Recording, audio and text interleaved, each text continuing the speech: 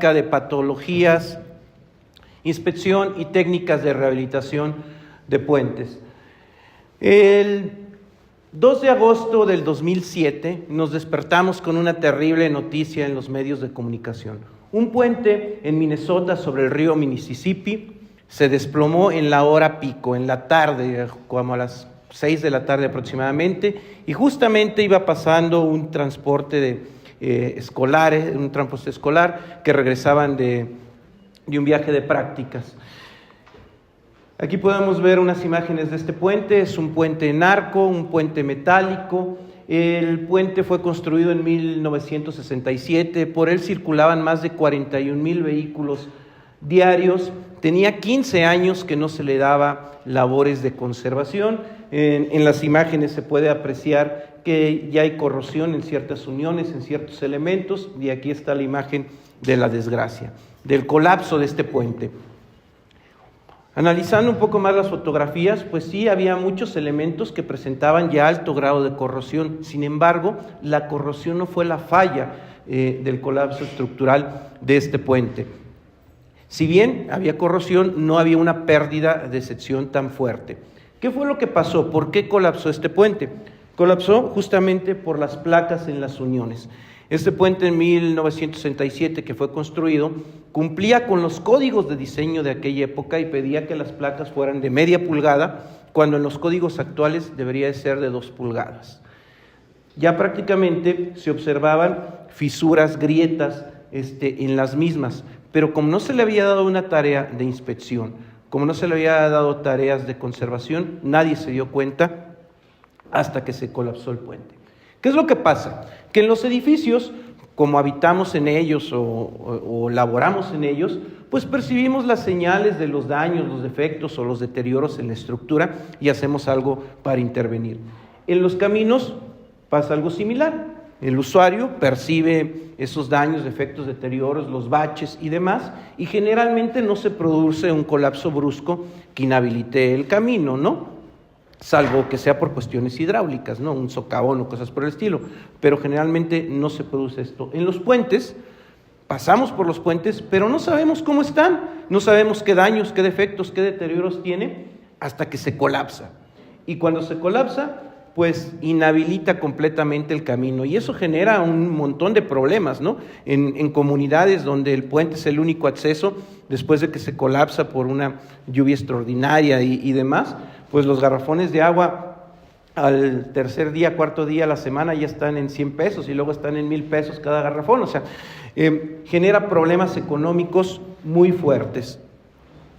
Hace mucho tiempo en History, hace algunos años, había una serie que se llamaba La vida después de los humanos. Cuando había buenas series en History y no había tantos programas de ovnis y de ventas y de arreglar ciertos productos, ¿no?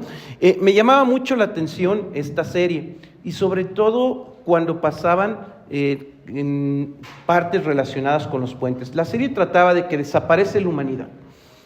¿Qué pasa después de cierto tiempo, de 100 años, 1000 años, 10 años, con todas las invenciones, con todo el arte, con todo lo que ha hecho la humanidad? En específico en los puentes. Miren, voy a proyectar un pequeño video. Desaparición de la gente. 100 años después de que aparece la humanidad, No podrá sobrevivir ni un siglo sin ellos. Al caer los cables empiezan a doblarse las cubiertas y los rieles, y a oscilar también. La cubierta se suelta y la autopista cae al río Este.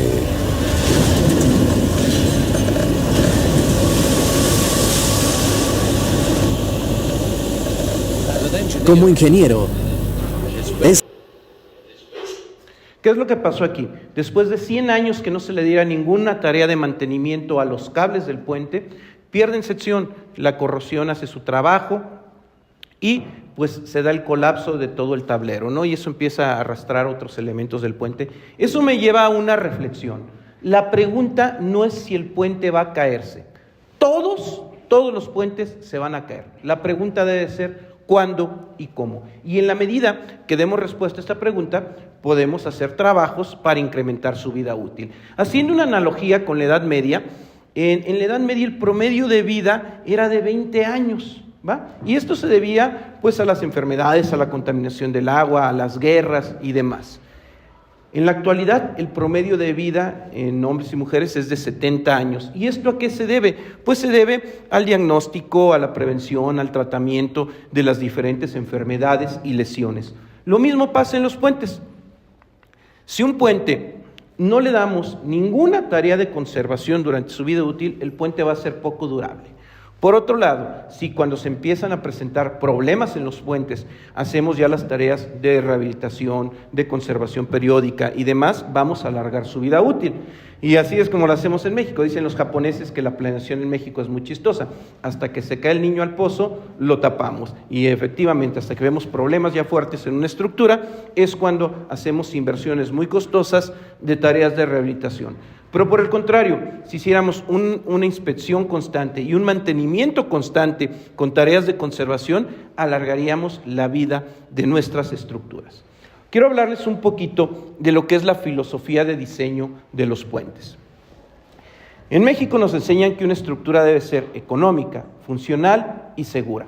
En Estados Unidos y en Europa tienen otro concepto más, que las infraestructuras, sobre todo los puentes, deben de ser estéticos, deben de complementar la imagen, la de la zona donde se construían los mismos.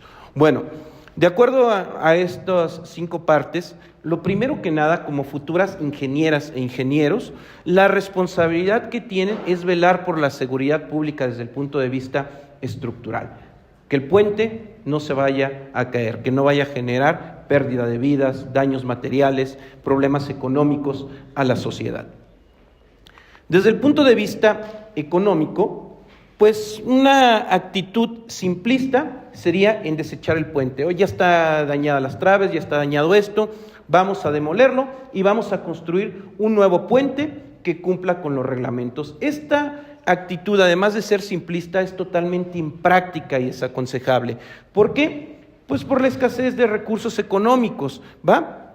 Todos los puentes pueden reforzarse para que vuelvan a soportar las cargas de los reglamentos actuales. Entonces ahí viene el reto para las ingenieras y los ingenieros. ¿Cuál es el reto? Definir la cuantía adecuada de refuerzo y el modo de lograrlo, lo cual no es sencillo. Si bien nos enseñan en la escuela cómo podemos construir un puente, cómo podemos calcular un puente, pues rehabilitarlo, reforzarlo, implica un amplio conocimiento de las dos técnicas. ¿Cuál es el estado físico de los puentes en México? Si ustedes vieran cómo están los puentes por abajo, hasta miedo les daría pasar por arriba de ellos. La Red Nacional de Puentes, y estatal, federal y municipal, se encuentra en un importante número en condiciones desfavorables de seguridad. Y esto se debe principalmente a estos factores. 1, las cargas son mayores a las consideradas en proyecto. Muchos de los puentes se construyeron antes de los años 80, cuando circulaban camiones muy ligeros, HS-20, de 32 toneladas aproximadamente, y después de los años 80 empezaron a circular camiones más grandes del país, el T3S3 con 48 toneladas, o el T3S2R4 con 72 toneladas, ¿va? Otro, pues son los daños físicos por los agentes naturales de deterioro, la lluvia, el sismo, el viento, etcétera, etcétera. Y otra de las causas es la baja política de conservación. Y eso es independientemente de cualquier partido político que esté al poder, no se le asigna la cantidad de recursos suficientes al mantenimiento y a la conservación de puentes, ¿va? Si bien le asignan a las carreteras, los puentes prácticamente no tienen mucho recurso para su mantenimiento. Vamos a empezar a hablar un poco de la patología. ¿Qué es la patología? La patología es el estudio de las causas, los síntomas y la evolución de los defectos, daños y deterioros, yo lo llamaría enfermedades, que sufre un puente a lo largo de su vida útil, ¿va? Producto de los materiales que fueron empleados para la construcción del mismo. Y estos orígenes de los problemas en los puentes pueden ser defectos, errores de cálculo en el diseño, materiales inadecuados para su construcción o una mala ejecución de los procedimientos de obra. Daños se pueden deber a la sobrecarga vehicular, al sismo, al viento, a impactos de vehículos, al fuego o a la socavación, que vamos a hablar más adelante. Y los deterioros tienen que ver con los materiales, con la erosión, la corrosión, la carbonatación, las reacciones alcali agregado, la congelación, el deshielo. ¿Y cómo se presentan estas patologías en los puentes? Se presentan a través de fisuras y grietas. Las fisuras y grietas se miden con estas tarjetitas que se llaman grietómetros. Y lo primero que nada es importante distinguir qué es una fisura y qué es una grieta. Una fisura es menor a 0.3 milímetros, una grieta es mayor a 0.3 milímetros. ¿Por qué la diferencia? En una fisura menor a 0.3 milímetros no entra el agua, no entran los fluidos. ¿Va? En una grieta, si entra el agua, sabemos todos los destrozos que puede generar el agua en el acero de refuerzo, no le puede generar corrosión. Cuando aparecen fisuras, ¿qué es lo primero? Se ven mal, ¿no? ¿A quién le gusta que en su infraestructura tenga fisuras? Se ven mal estéticamente. Segundo, pues muchas personas, sabemos las ingenieros, cómo diseñamos para que en la teoría plástica, para que el concreto se agriete y nos avise antes de un colapso, pero en las demás personas genera un temor de que se va a caer. Y enojos. A nadie le gusta, al cliente no le gusta que le aparezcan fisuras en su obra recién hecha y demás, siempre buscar culpables, etcétera, etcétera, ¿no? Lo que hay que buscar son las soluciones. ¿Cómo reforzar? Bueno, primero que nada, las fisuras se clasifican en dos tipos, pasivas y activas. Las pasivas normalmente son en etapas tempranas, fueron por cuestiones de procedimientos constructivos inadecuados y no evolucionan. Aparecieron desde los primeros días y ahí se quedan con el mismo espesor. Son fisuras pasivas. El ACI dice en esta tabla que si tienes fisuras pasivas, puedes no hacer nada, simplemente nada más es una cuestión estética, pero no te va a afectar nada estructuralmente. Donde debes de preocuparte es que esas fisuras sean activas, que sean por un problema de diseño, de sobrecargas, que estén evolucionando, que estén creciendo. Una manera para saber si una fisura es activa o pasiva es ponerle un testigo de yeso. Si ese testigo se bota, sigue evolucionando, quiere decir que hay un problema más fuerte que primero tenemos que ver cómo corregirlo, cómo reforzar el elemento para que vuelva a ser seguro. Entonces nos tenemos que preocupar de las activas, porque esas fisuras activas, si siguen creciendo, se convierten en grietas. Vamos a hablar de las patologías que se presentan en el concreto. La primera de ellas es el agrietamiento por contracción plástica. El agrietamiento por contracción plástica se debe principalmente a 4 factores: la temperatura ambiente, la temperatura que tiene el concreto, la humedad relativa de la zona donde estamos haciendo el colado y la velocidad del viento. Y esto generalmente ocurre por un mal proceso de curado y aparecen esas fisuritas por contracción plástica. En el ACI, en este ACI 308, viene cómo se debe de curar el concreto. Deberían de tener esta tabla en obra, medir la temperatura ambiente, la temperatura del concreto, la velocidad del viento, la humedad relativa, y en base a ello determinar cuánta agua se tiene que estar colocando para hacer el curado. La mejor manera de curar siempre va a ser con agua, ¿va? Pero es complicado, porque en primera pues hay que suministrarlo, hay que contener el agua. Lo ideal es que se formara un espejo, porque al formarse un espejo de agua, eso evita que el viento le esté pegando al concreto y me genere fisuración. Lo que normalmente hacemos es colocamos curacreto, ¿va? Pero ¿qué pasa? A veces lo colocamos mal. En la primera imagen podemos ver una colocación correcta de curacreto. Debe de quedar una superficie completamente blanca. No se debe de ver nada como en la segunda imagen, todavía concreto, de color gris, ¿va? Esa es la manera correcta. ¿Qué es lo que pasa? Que la verdad no se están haciendo bien los curados. 9 de cada 10 puentes, y no encontré una foto, pero eso nada más presenté 9, presentan fisuras por contracción plástica. Malos curados. Adicional a eso, el curacreto simplemente es para evitar la pérdida de humedad, pero ¿y el viento? El viento le va a estar pegando a tu losa y va a hacer que se te fisure. Tendrías que buscar maneras de contener el viento, algunas mamparas, cosas por el estilo, tapar la losa para evitar que el viento le pegue directamente. Otra de los agrietamientos es por contracción al cambio térmico.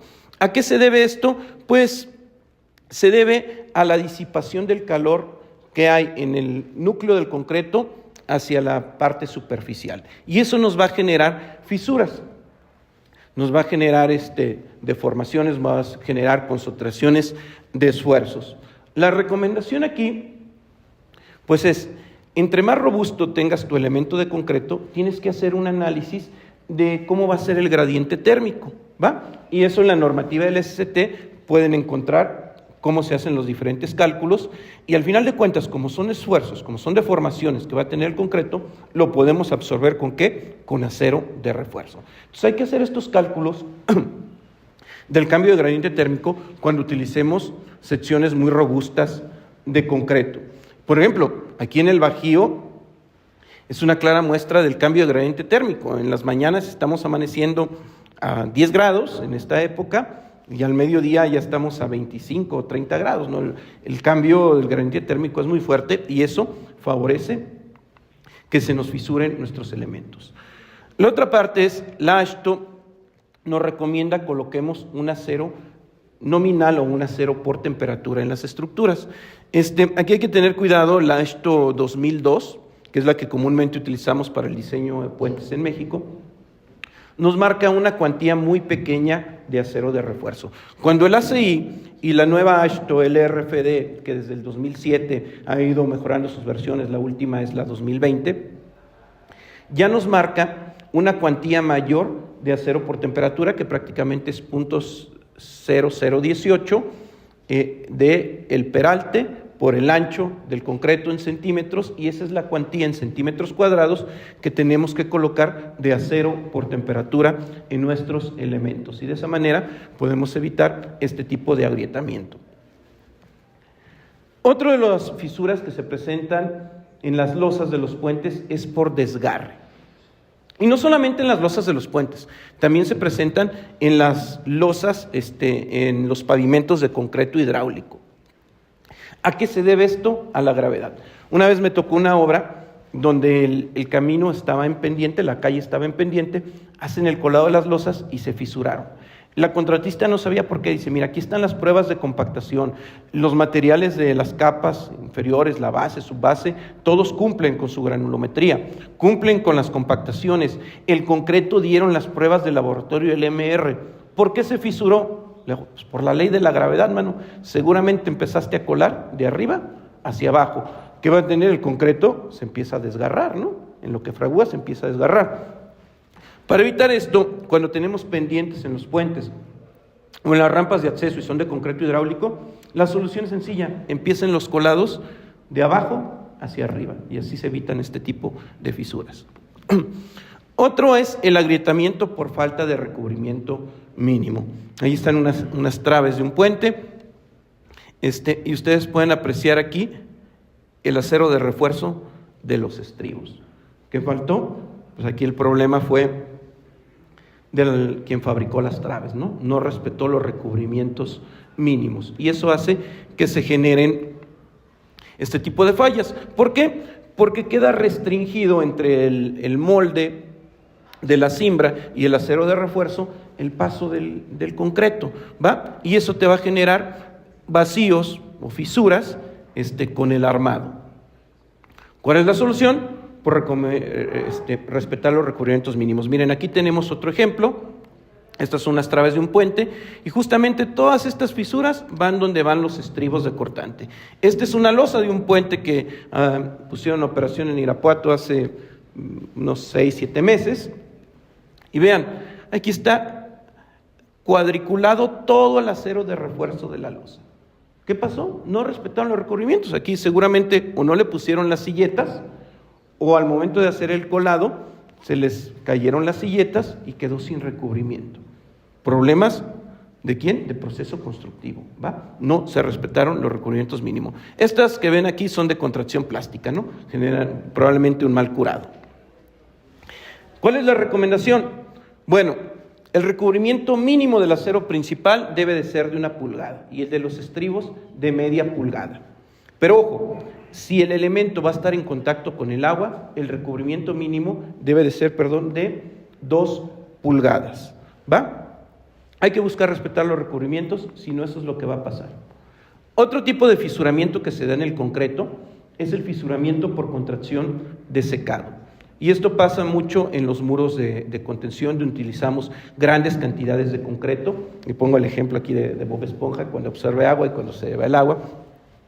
La contracción que se da, ¿no? Lo mismo pasa en los muros. Los muros van a estar sujetos de un terreno y eso les va a impedir que puedan hacer una expansión, una contracción adecuada. Y lo que se va a generar es una fisura, ¿va?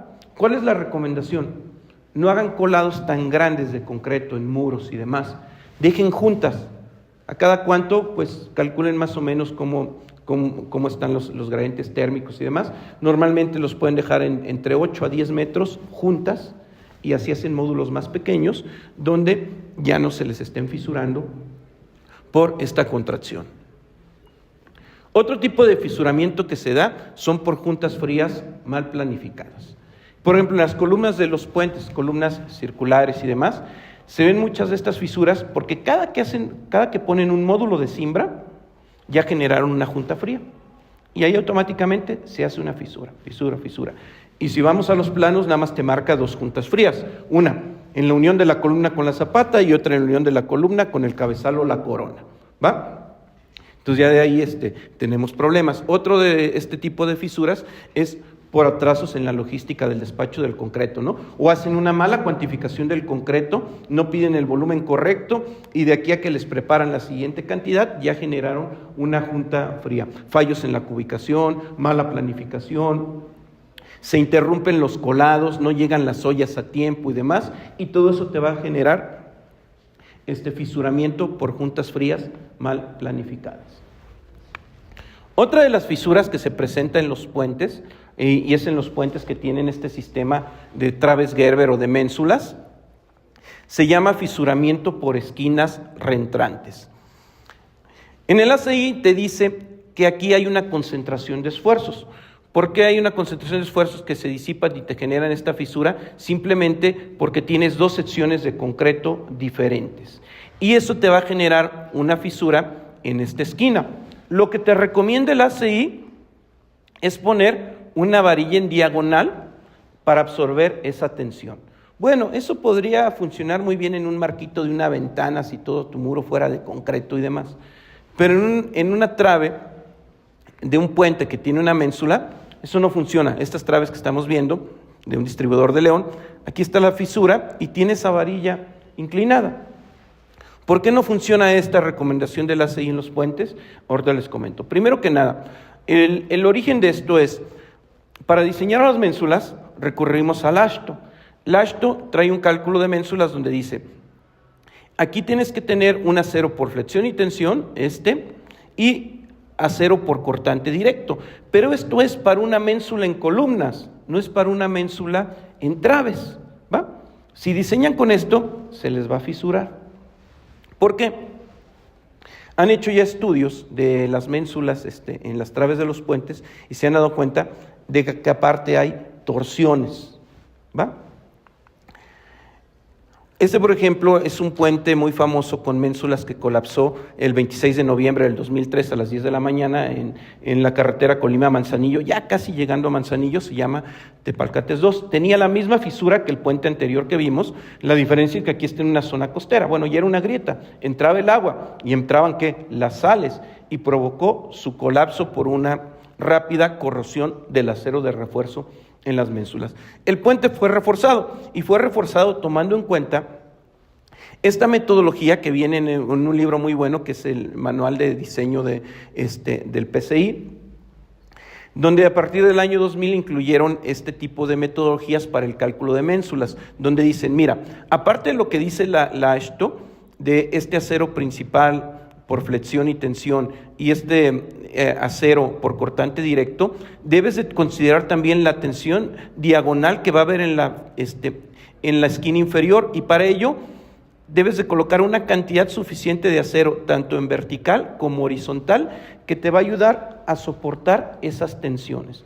Ya los puentes en ménsula que se han diseñado siguiendo esta metodología no han presentado ninguna fisura. Otra de las fisuras que se presentan en los puentes es por cortante y por flexión. Y esto normalmente se debe a errores en el diseño estructural, ¿va? O puede ser el incremento de las cargas de diseño. Se diseñaron con un vehículo de antes de los años 80 y ya pasan vehículos más pesados, los cuales va a generar este tipo de fisuramiento. O cuando pasan cargas excepcionales, como puede ser un transformador, cuando se colocaron de manera incorrecta los armados, cuando hay un escaso recubrimiento o cuando se presenta un sismo. Y aquí en esta imagen podemos ver las fisuras, el tipo de fisuras que hay por flexión, y las fisuras por cortante, pues ya saben ustedes, son a 45 grados. En los apoyos, aquí lo podemos ver, ya una mega grieta por cortante y unas grietas por flexión. ¿Cuál es el problema aquí? El problema es que, aunque sigan ustedes la metodología de cálculo para cortante que viene en la AASHTO, las traves de los puentes, sobre todo las traves extremas, tienden a fisurarse por cortante. He visto estudios que han realizado, radiografías de cortante y demás, donde todavía es una manera de hipótesis, que la teoría de la resistencia de materiales no aplica para el diseño de cortante en zonas muy pegadas a los apoyos. Por ello, una recomendación que antes venía en los términos de referencia para hacer puentes carreteros de la SICT es: reduce la resistencia del acero. Vas a seguir la metodología del AASHTO, en lugar de considerar la resistencia de 4200 del acero, bájale un 60% y ponle que resiste 1680, y eso automáticamente te va a dar más acero de refuerzo y va a evitar que se te fisuren. Pues como decimos aquí en México, pues eso es un cucharazo, ¿no? ¿Pero qué ha servido? Ha servido para incrementar la cantidad de acero y evitar las fisuras por cortante. Otras veces los problemas de fisuramiento es por un mal cálculo, y a veces tiene que ver con el uso de software, con el uso del StatPro, el SAP, lo que sea. Los softwares son muy buenos, pero si un software le suministras basura, te va a dar basura. Este puente, al modelarlo en 3 dimensiones en el software, colocaron de manera incorrecta las cargas. La normativa, la AASHTO y la SCT y demás te dicen que la primer carga la debes de colocar a 60 centímetros del parapeto, y si lleva banqueta, a 30 centímetros de la banqueta.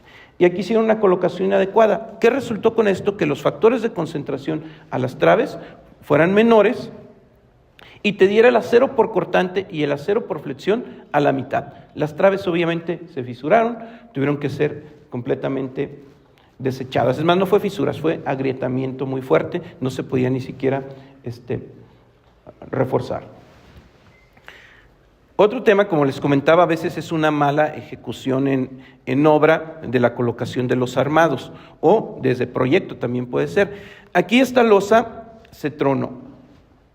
¿Qué es lo que pasa? Que el acero lo colocaron completamente esviajado, cuando la normativa te dice que solamente está permitido esviajar el acero 25 grados. Si el puente tiene un ángulo de desviaje mayor a 25 grados, el acero lo tienes que colocar completamente perpendicular y paralelo a la dirección del tránsito. Obviamente esta losa tiene más de 25 grados de desviaje, pusieron el acero, ese acero no está trabajando, la losa se fisuró. Y aún así, estas recomendaciones de las AASHTOs más viejitas, en el LRFD te dice, salud,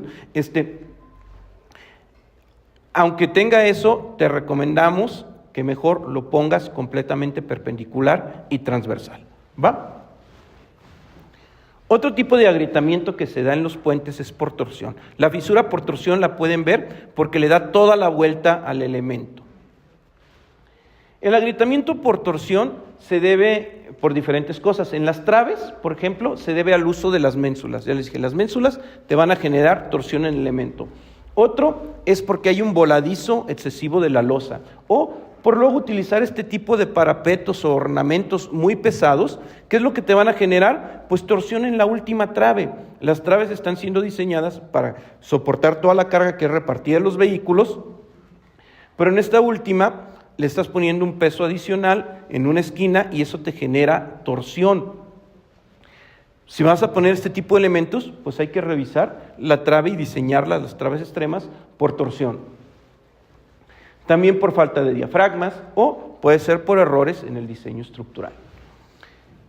En los cabezales también tienden mucho a fisurarse por torsión. ¿Y a qué se debe esto? Pues al proceso constructivo de montaje de las traves. Cuando hacen el cálculo del cabezal, ustedes lo calculan en equilibrio, ¿no? O sea, ya tiene traves de ambos lados. ¡Ah, qué padre! Pero ¿así lo va a ejecutar el constructor? Porque estar moviendo la grúa de un lado a otro es costoso, ¿no? Con lo que cuesta la renta diaria de una grúa. Y aparte, las traves en fábrica generalmente te las van mandando y fabricando por claro.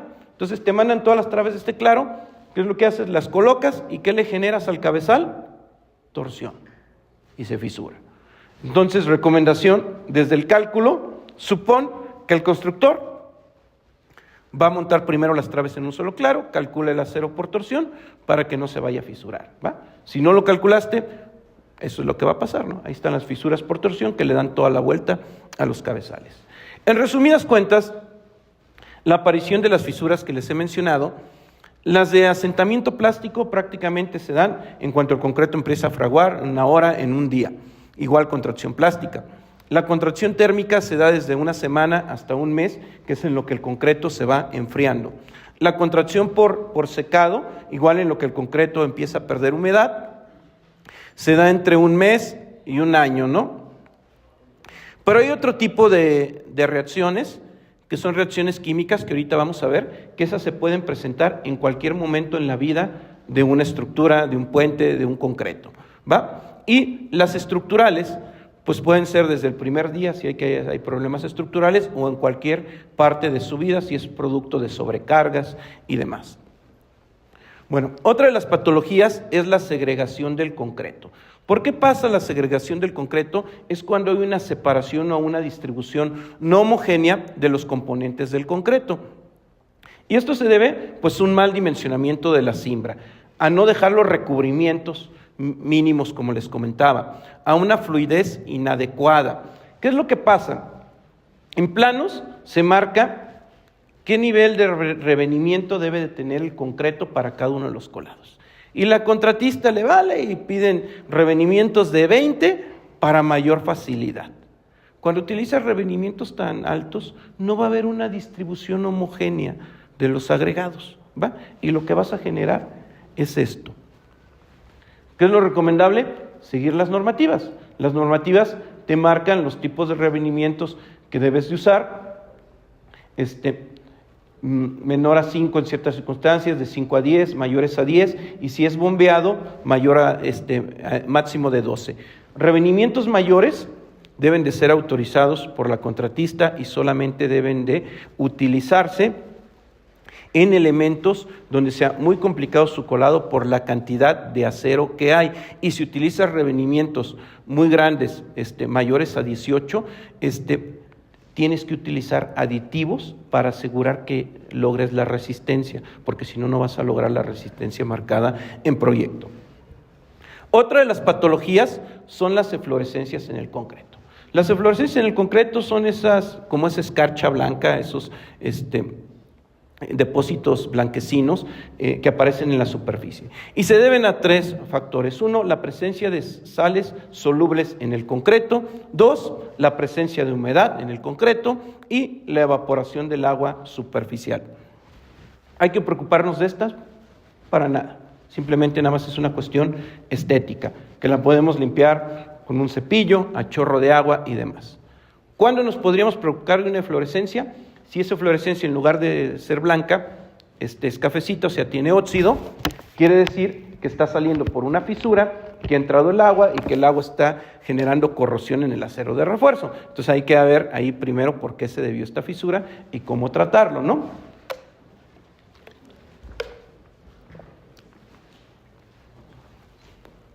Otra de las patologías, son raras, reacción alcali-agregado. La más común de ellas es la reacción alcali-sílice. En México hay pocos casos de puentes con esta reacción. En Estados Unidos y Canadá es un poco más común. ¿A qué se debe esto? Bueno, los cementos tienen alcali y los agregados pueden tener sílice, ¿va? Debido a que estén utilizando agregados inertes. Recordemos que donde se fabrica el concreto, no en todas las zonas es fácil obtener agregados inertes y son agregados reactivos. Entonces, el alcali del cemento ataca al sílice y forma un gel. Ese gel, si entra en contacto con el agua, es como un gel de cabello prácticamente, se empieza a expandir, empieza a generar esfuerzos internos en el concreto y lo empieza a fisurar, lo empieza a agrietar. Una vez que se presenta esto, ya es muy difícil repararlo y contenerlo. Prácticamente no hay una solución. ¿Qué se puede hacer? Si tú vas a utilizar, si tienes la sospecha o estás utilizando agregados que no son inertes, agregados reactivos, pues entonces busca reducir el alcali en el cemento o poner materiales cementantes suplementarios como la pozolana, el microsílice, para que así el alcali ataque a estos materiales complementarios cementantes y no ataque directamente a los agregados y se te pueda generar esta reacción alcali-sílice. Otra de las patologías muy común es la carbonatación del concreto. ¿Qué es la carbonatación del concreto? Como ustedes saben, el cemento se le agrega agua y eso forma un hidróxido de calcio. Si en el cemento en el concreto hay mucha porosidad, van a entrar las moléculas de dióxido de carbono y van a generar un carbonato de calcio. Si eso le añadimos agua, el concreto va a perder alcalinidad. Recordemos que el concreto es alcalino. ¿Qué tan alcalino? ¿Qué pH tiene el concreto? El pH en el concreto es entre 12 y 13, 12.5 aproximadamente es el pH, son materiales alcalinos. Si se da el carbonato de calcio y el agua, hacen que pierda la alcalinidad, y si baja la alcalinidad en el concreto, ¿qué le pasa a la resistencia? Se baja, se vuelve polvo prácticamente el concreto, se desprende el concreto. Bueno, ¿cómo podemos comprobar si hay una carbonatación? Podemos utilizar esta sustancia, fenolftaleína, mezclada con alcohol, ahí vienen los porcentajes. La aplicamos al concreto. Si el concreto se pinta de este color morado, rosado, magenta, brillante, quiere decir que el concreto es sano. Si el concreto se queda de color gris, quiere decir que tiene un pH menor a 9, quiere decir que el concreto se está carbonatando. ¿Qué hacer cuando hay carbonatación? Porque obviamente si se desprende el concreto, pues el agua va a llegar al acero y también le va a generar corrosión.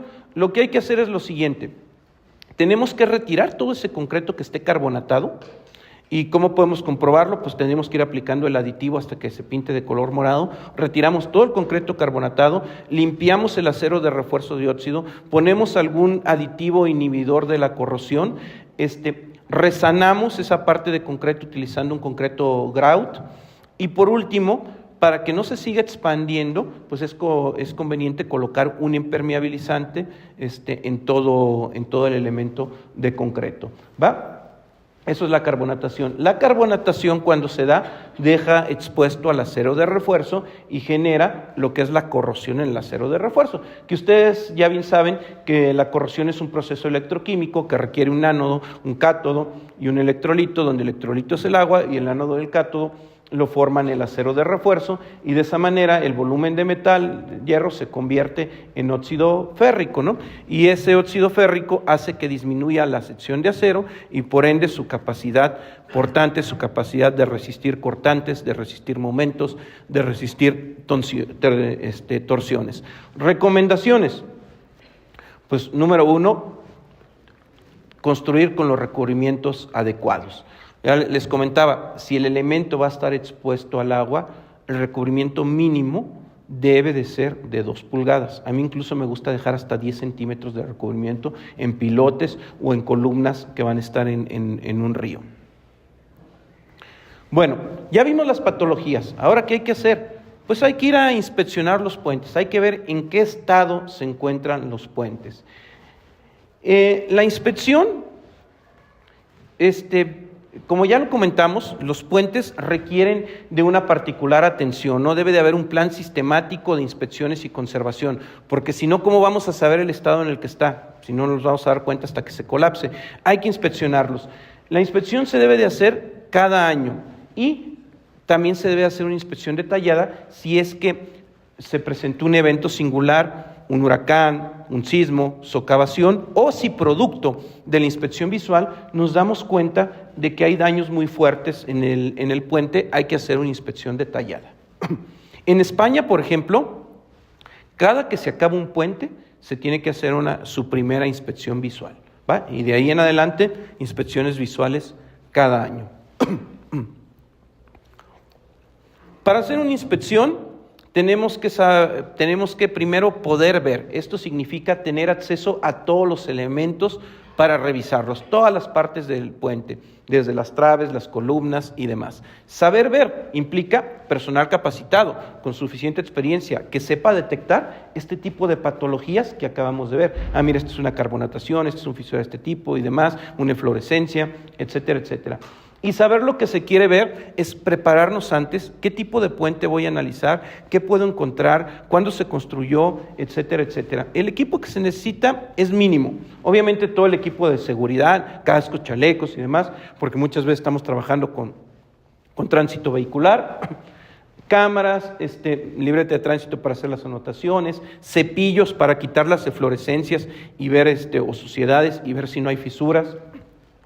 Binoculares para poder analizar las traves o los elementos que sean de más difícil acceso, escaleras, cintas métricas, puede ser también un distanciómetro para medir distancias y, lo más importante, un grietómetro para medir si son fisuras o si son grietas. Recuerden, fisura menor a 0.3 milímetros, grieta mayor o igual a 0.3 milímetros.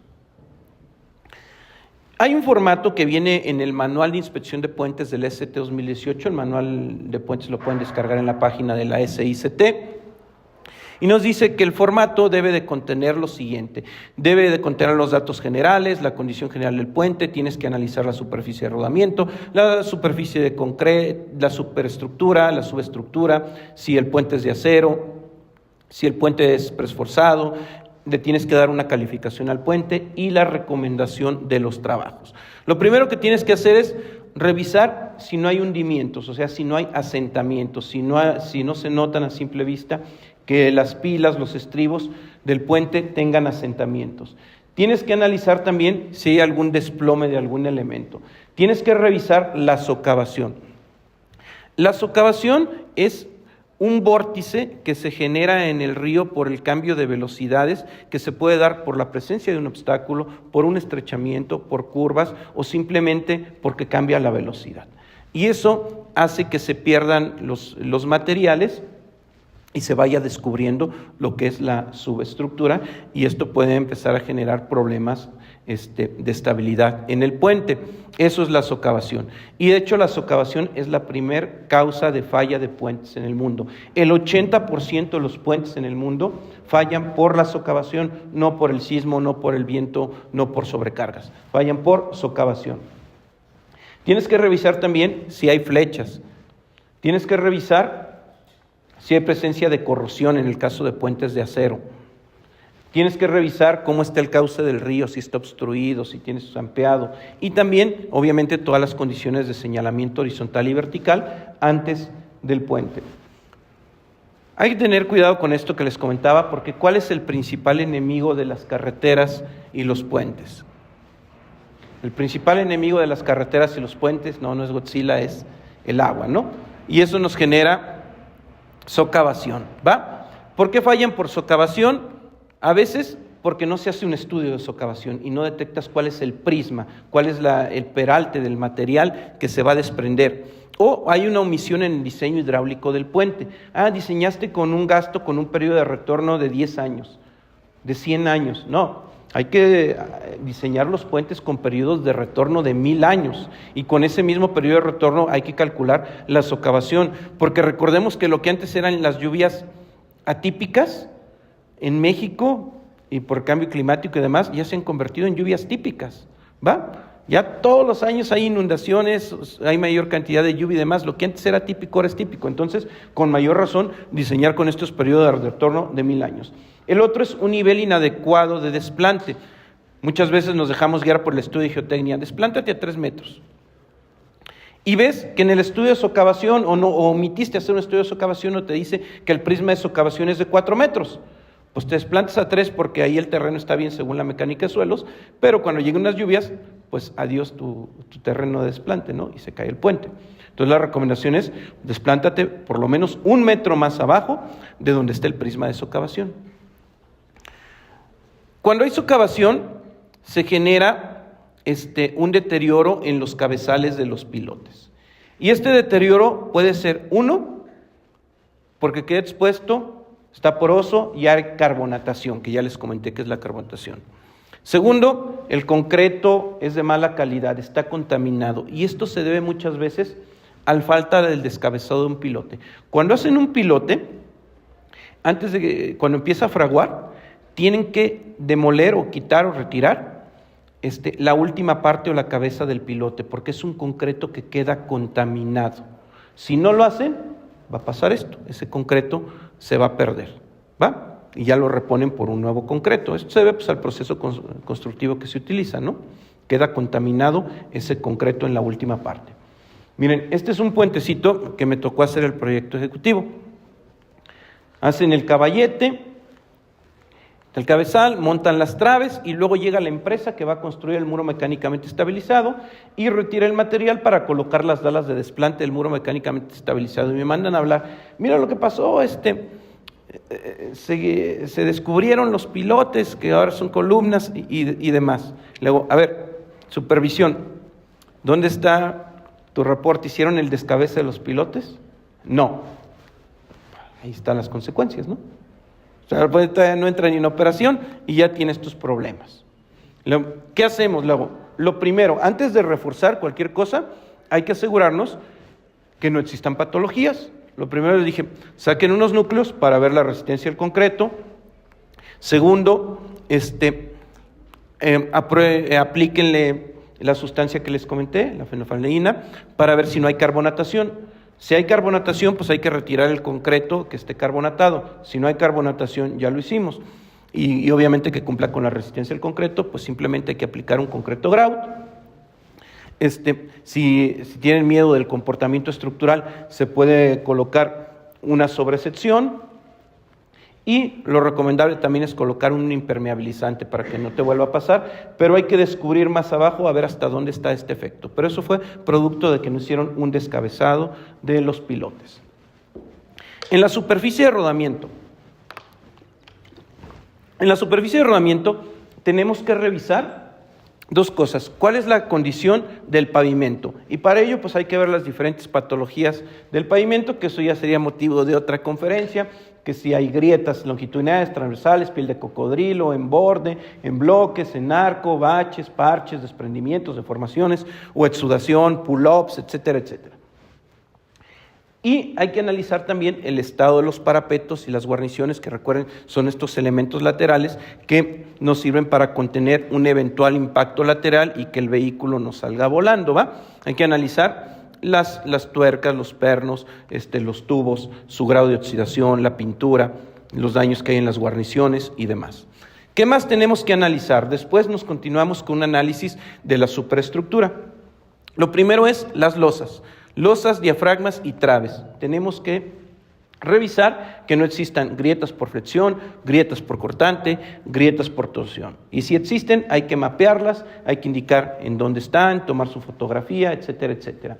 Tenemos que revisar las juntas de expansión. En un puente, cada que hay un segmento de traves, se coloca una junta para la dilatación y contracción de la superestructura. Esas las identifican los puentes cuando van pasando y escucha tac, tac, tac, tac. Esas son las juntas de dilatación. Hay que ver el estado en el que está. Si no hay un desprendimiento del neopreno, si el neopreno está fisurado, si no se ha botado algún perfil, etcétera, etcétera. Hay que revisar también los dispositivos de apoyo. Los más comunes usados son los neoprenos. Estos neoprenos nos sirven para distribuir los esfuerzos, para absorber la rotación, traslación, contracción y demás que se dé en la trave, pero también son adoptados como elementos de aislamiento sísmico, dado que permiten que no se pase todo el sismo de la superestructura a la subestructura. Los neoprenos a veces tienden a ser expulsados o se fatigan, se les ven las fisuras en los mismos. Y esto se debe principalmente a que las traves en los puentes siempre van en pendiente, no se diseñan los tacones y entonces la trave no queda apoyada completamente en el neopreno, queda apoyada nada más en una parte del neopreno y eso genera su fatiga. La mayor parte de los neoprenos en los puentes están fatigados y es por esto, no se garantiza una superficie horizontal entre la trave y el dispositivo de neopreno. Hay que revisar también los daños por impacto. El gálibo que debe de tener los puentes de acuerdo a la normativa del SST desde el año 2000 es 5.5 metros de gálibo. Hay puentes más viejitos donde no tiene el gálibo, los camiones, recuerden, tienen como 4.15, 4.25 de altura, a veces generan impactos en las traves. Hay que revisar las condiciones de drenaje, que los drenes no estén tapados, que los drenes tengan las extensiones y demás, porque si no va a haber acumulamiento de agua en la losa. ¿Y qué es lo que pasa en estos? Imagínense, no sé si les ha tocado en una carretera que hay acumulación de agua, pasas a una alta velocidad, el vehículo despega, hay un hidroplaneo. Lo que te puede pasar en una carretera es que te salgas, ¿no?, de la misma. Imagínate en un puente más grave, que te salgas a 6, 7 metros de altura, puede ser fatal. Y también revisar que no existan desconchamientos. Si hay desconchamientos, hay que revisar a qué se debe, que no sean carbonataciones. Después de ello, lo que tenemos que revisar ahora es la subestructura. Y en la subestructura, primero que nada, en todos los elementos de la subestructura, tenemos que revisar justamente que no haya agrietamientos, fisuras y demás por flexión, cortante, torsiones, desconchamientos en cada uno de los elementos de la subestructura, ¿no? Fluorescencias, etcétera, etcétera. Todas las patologías tenemos que revisarlas en los apoyos del puente. Hay un sistema que se denomina tierra armada. Después Tierra Armada se hizo una patente, una marca, y se le cambió el nombre a muros mecánicamente estabilizados, que no es otra cosa más que un terraplén, un relleno reforzado. Y esto su inventor fue Henry Vidal, un ingeniero, que estando en la playa con sus hijos, pues vio que el arena, si ustedes sueltan el arena, tiene un ángulo de reposo de 45 grados. Le ponía pajillas de pinos, y vio que la arena quedaba casi horizontal y pasó 5 años de su vida investigando esto y patentó lo que es la tierra armada y demás, y después se hizo muy común este sistema de muros mecánicamente estabilizados. Pero estos sistemas, como trabajan es la fricción que hay de la arena o de las gravas limosas con las tiras de acero, las mallas de acero o los geosintéticos, genera esa fricción y hace prácticamente un bloque de terraplén. Las escamas simplemente no tienen otra función más que evitar la fuga de los finos, darle una apariencia estética, pero las escamas no contienen al material. El refuerzo, las mallas, las tiras o los geosintéticos es lo que estabilizan esa tierra. ¿Pero por qué fallan? Principalmente porque si estamos buscando que exista fricción entre el material del terraplén y los geosintéticos, las tiras o las mallas, pues el material debe tener un ángulo de fricción alto. AASHTO recomienda que sea de 34 grados ese ángulo de fricción, o por lo menos el que marque la patente, pero en la realidad luego pasa que estos ángulos son de 8, de 10, de 15, pues por eso te falló el muro, la tierra va a regresar al reposo y las escamas no te van a contener, ¿va? Entonces hay que revisar que se cumplan con por lo menos el ángulo de fricción que marca la patente o el recomendado por AASHTO mayor a 34. También pues hay que revisar que esté bien compactado al 95%. Y otra cosa muy importante es la presencia de finos. Lo que pasen por la malla 200 no sea más del 15%. Si no, eso también me puede producir fallas en los muros. Con toda esta inspección que hacemos en campo, analizando todos los elementos del puente, podemos llegar a una calificación general. Y hay 3 calificaciones. Grado C. Los grados C son puentes que están en una condición excelente, o sea, estos nada más son puentes nuevos, o puentes que no han presentado ninguna falla. Estos puentes no requieren nada más que un mantenimiento rutinario. Ahorita hablaremos de mantenimientos rutinarios en los puentes. Grado B son puentes que ya presentan una condición aceptable o regular, que ya presentan algunos daños, deterioros o efectos, pero que todavía no ponen en riesgo la seguridad pública en términos viales. Y que hay que darles una atención en un mediano plazo. Y los puentes de grado A son condiciones defectuosa o condición de falla. Esos hay que darles atención inmediata y en algunos casos cerrarlo a la circulación de tránsito.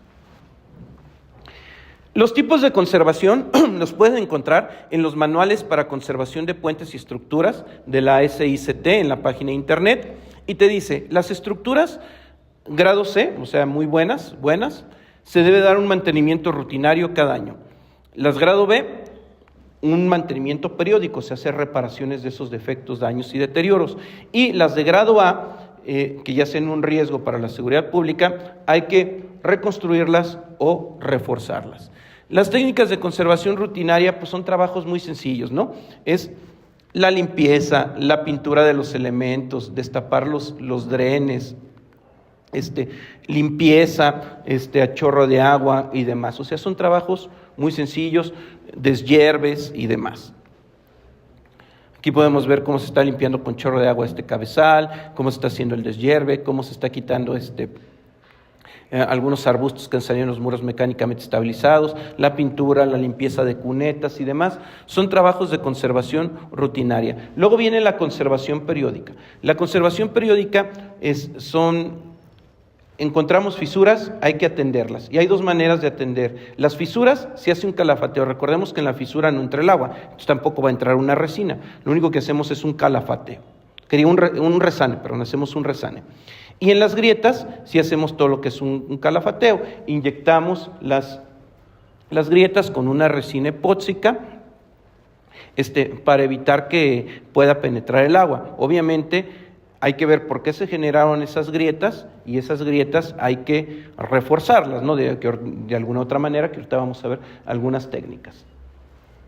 Por ejemplo, miren, aquí es una losa que pues se fisuró, se agrietó por contracción plástica, y ahí está todo los trabajos que se hizo. Obviamente, si así la dejan, pues a ustedes les daría miedo pasar, ¿no? Aunque esas fisuras no son estructurales, simplemente se hicieron por un mal curado, ¿va? Del concreto, pero no las podemos dejar así porque va a entrar el agua. Pues la solución elegante es, le colocamos una carpeta asfáltica, ya nadie ve y muerto el perro, se acabó la rabia, ¿no? A veces hay que reconstruir otras partes, en lo que son los conos de derrame. Luego tienen a salir hasta árboles, hay que retirar los arbustos, la hierba y demás, y reconstruirlos. Aquí, por ejemplo, es una columna que tiene fisuras. Igual, aquí están los inyectores, que tiene grietas, y se inyectaron las grietas con resinas. A veces simplemente nada más hay que colocar un riego de sello, una sobrecarpeta, arriba del puente. Otro de los trabajos de conservación periódica es el cambio de las juntas. Las juntas es muy difícil que te duren, por más buena que sea, más de 10 años. A veces hay que cambiar toda la junta por otro sistema más moderno, o simplemente reemplazar los neoprenos. Y en los elementos metálicos que estén dañados, pues hay que reponerlos. Esos son los trabajos de conservación periódica. Ahora hablemos de la parte interesante, reforzamiento de puentes. Primero que nada, para hacer un reforzamiento de puentes, tenemos que partir de una inspección preliminar. Vamos, detectamos las cuestiones, medimos las geometrías, detectamos los daños, anomalías, evaluamos los daños y vemos que el puente esté en un grado A. Hay que hacer algo, es un riesgo. Lo segundo es, hay que recopilar la información. ¿Cuándo se hizo? Si hay memoria, si hay bitácora de obra, si hay accidentes, si hay planos. A veces esto es complicado. A veces los municipios ni siquiera tienen la información de 3 años antes, ¿no? Menos van a tener de lo que hicieron 10, 20, 30, 40 años antes, ¿no? Pero por lo menos lo que sí hay que tener noción es de en qué año se construyó el puente. Y ahorita les digo por qué es importante el año de construcción. Después lo que se hace es una inspección detallada. Si tenemos planos, hay que analizar lo que dicen los planos contra lo que se hizo en obra. Hay que hacer un levantamiento geométrico a detalle, hay que cuantificar los daños y deterioros, la cantidad de fisuras, de grietas y tomar muestras, sacar núcleos de concreto para ver las resistencias.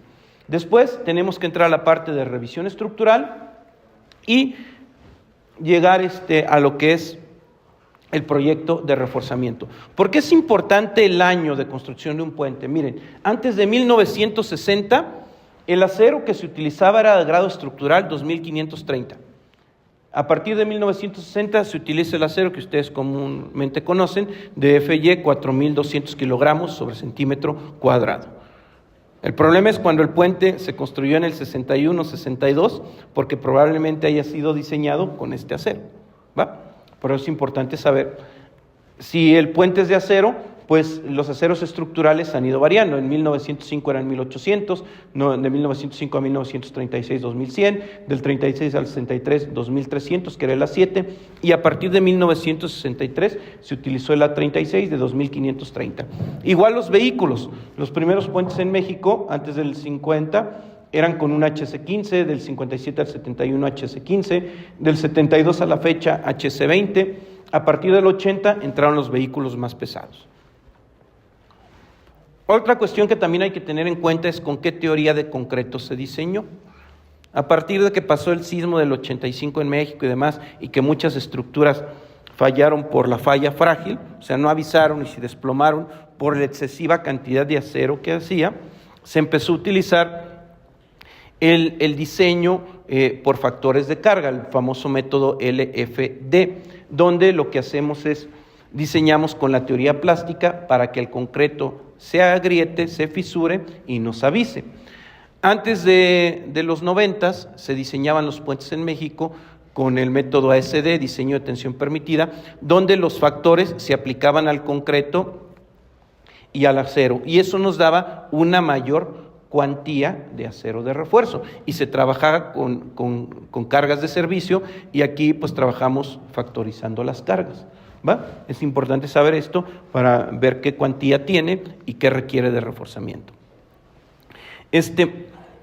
La revisión, el reforzamiento de una estructura, pues lo que vamos a buscar es que recupere esa capacidad portante, que cumpla con los nuevos códigos, corregir esas fallas que se detecten y demás.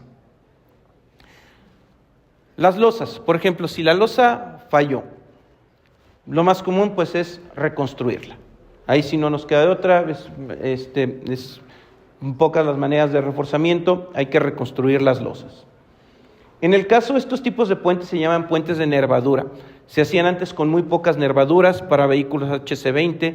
Si ya pasan por las carreteras vehículos más pesados, lo que se puede hacer para no demolerlo y sustituirlo por uno por traves, lo que se hace es se le aumenta las nervaduras y así se aumenta su capacidad portante. Otra manera de reforzar los puentes es con los mismos torones, pero ahora los torones, en lugar de que vayan dentro de las traves, se hacen preesfuerzos externos. Pueden servir tanto para reforzar por cortante como por flexión.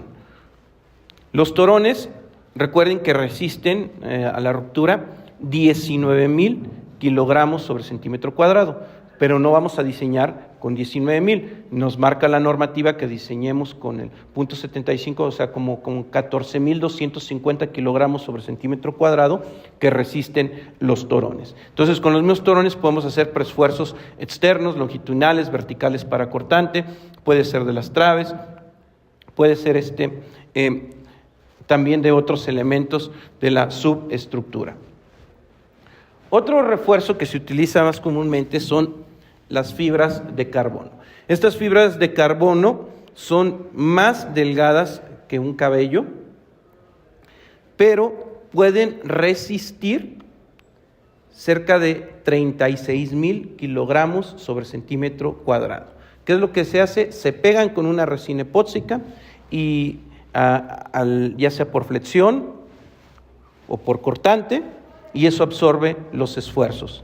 Se las voy a pasar para que la vean. Nada más tengan cuidado de no desprender ningún pedazo, porque les ha pasado cuando van a cortarse el pelo, un cabellito que les queda en la piel, ¿cómo es molesto? Pues ahora imagínense la resistencia de un cabello contra 32,000 kilogramos sobre centímetro cuadrado, ¿no? Les va a ser 1000 veces más molesto, ¿no? Entonces nada más tengan cuidado en su manipulación. Bueno, las fibras de carbono nada más tienen una desventaja, no soportan el fuego, se queman, ¿no? Entonces al momento de colocarlas, pues hay que ponerles un recubrimiento de resina con arena para que les ayude a la protección del fuego, ¿va? Es fácil hacer un diseño con fibras. ¿Son caras? Sí, son caras, pero es lo más recomendable y es lo que se está utilizando más en la actualidad para el reforzamiento de puentes. Miren, ¿cómo se hace un diseño de fibras de carbono? Uno, tenemos que obtener el momento último, ¿va? Obteniendo el momento último, para hacer para un diseño de fibras por flexión, obtenemos el momento último. Si le quito esta fórmula, esta parte, pues es como ustedes calculan normalmente el acero de refuerzo, ¿verdad?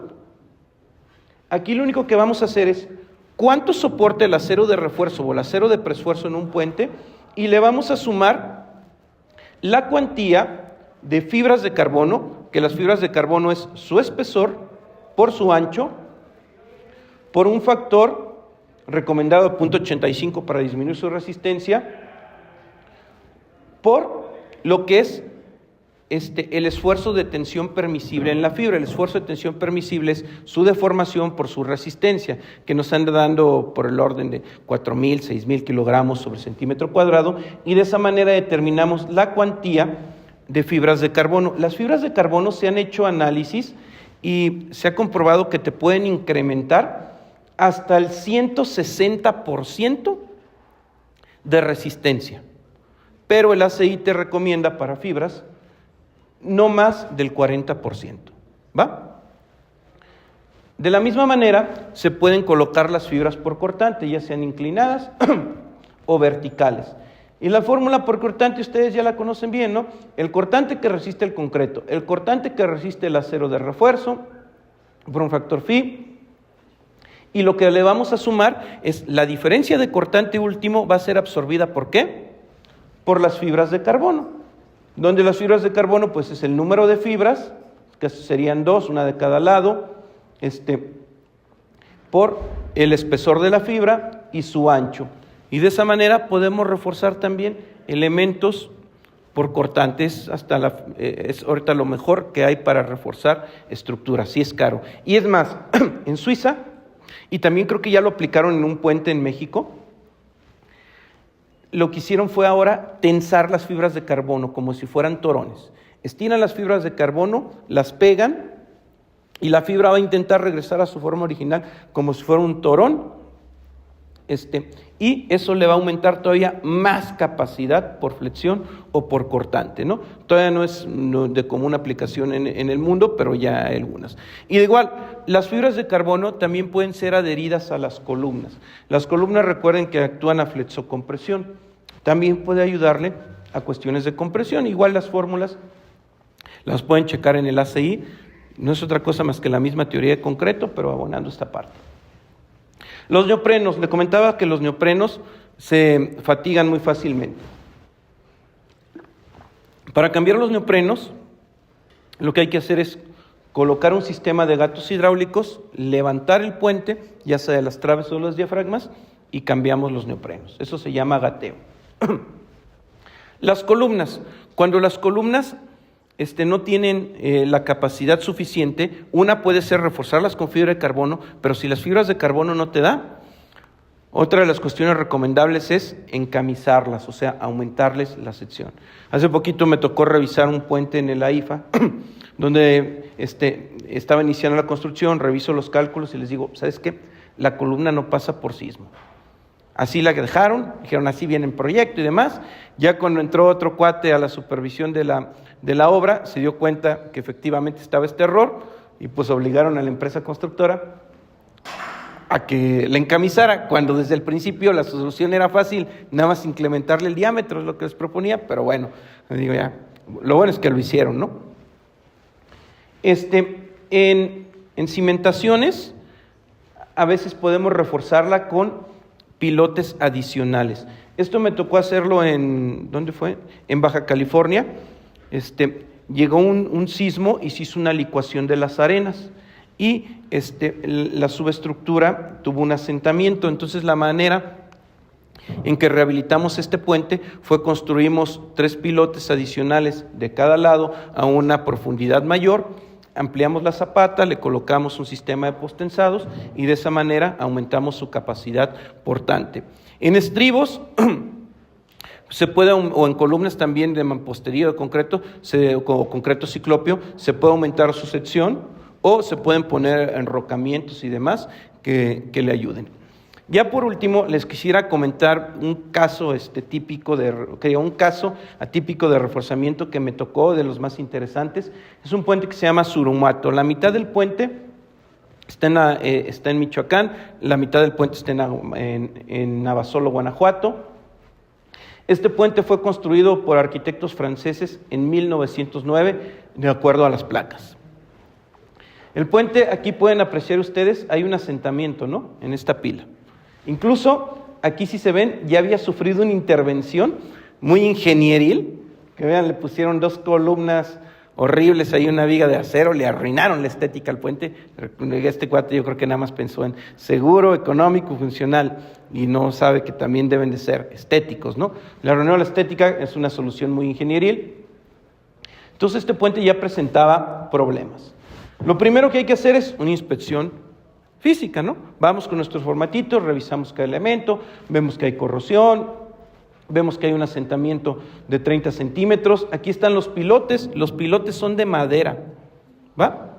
Pilotes de madera, normalmente los troncos de árbol se utilizaban de 8 metros, los pilotes han de ser de unos 25 a 30 centímetros, pero aún así aguantan como 13, 16 toneladas cada pilote, ¿eh? Pero ya aquí se ve que hay aquí socavación, ¿va? Ahí están los pilotes, parecen ya palillos. La zapata es de concreto simple, no tiene acero de refuerzo. Las columnas son de ladrillo. Las losas de concreto reforzado. Bueno, ¿qué fue lo que pasó? En este río empezaron aguas arriba a hacer extracción de arena. La extracción de arena de ríos es un delito federal, ¿va? ¿Por qué? Porque justamente genera estos problemas en las estructuras. Ustedes recordarán más que yo esta fórmula, principio de Bernoulli. Si el gasto es constante, tienes un área y una velocidad y luego llegas a otra área hidráulica, ¿qué va a pasar con la velocidad?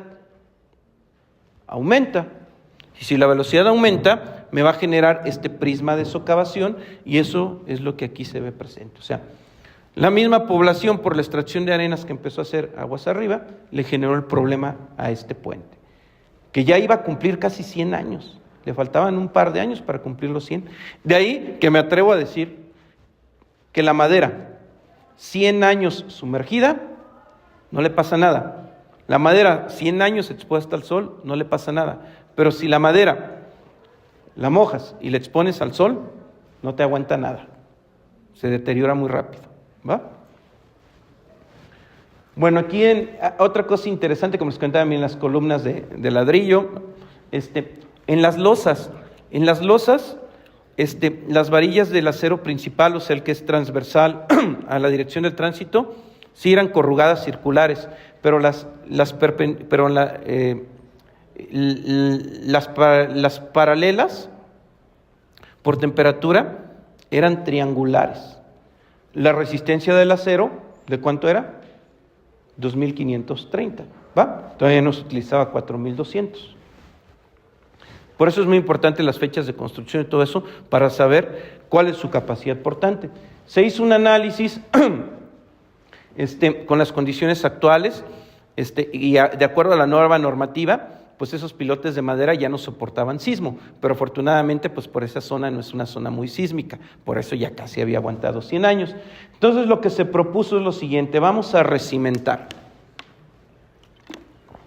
¿Qué es lo que hacemos? En el perímetro de la zapata vamos a colocar micropilotes de concreto reforzado, creo que son como de 45 centímetros de diámetro y demás, alrededor.